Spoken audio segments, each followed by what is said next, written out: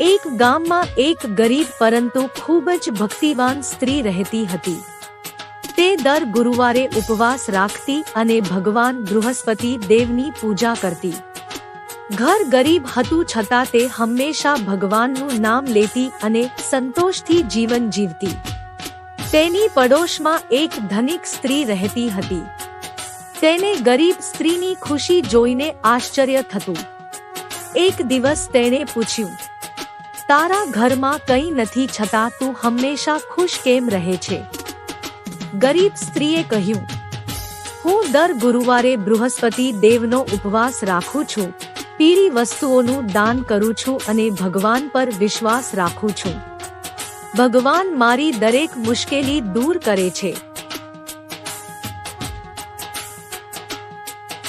ધનિક સ્ત્રીએ વિચાર્યું કે હું પણ આ ઉપવાસ રાખું, પરંતુ તે નિયમોનું પાલન કરતી નહોતી. ગુરુવારે વાળ ધોતી, ઘરમાં ઝઘડો કરતી અને ભગવાનની સાચી ભક્તિ ન કરતી. થોડા સમયમાં તેના ઘરમાં મુશ્કેલીઓ શરૂ થઈ ગઈ.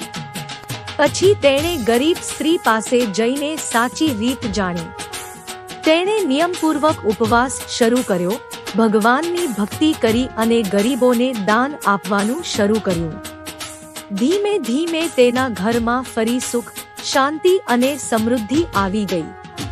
ત્યારે ભગવાન બૃહસ્પતિ દેવ પ્રસન્ન થયા અને આશીર્વાદ આપ્યા. જે વ્યક્તિ શ્રદ્ધા અને નિયમથી ગુરુવારનું વ્રત કરશે, તેના જીવનમાં ક્યારેય દુઃખ નહીં રહે. શિક્ષા: સાચી ભક્તિ, શ્રદ્ધા અને સારા કર્મથી ભગવાન હંમેશા પ્રસન્ન થાય છે.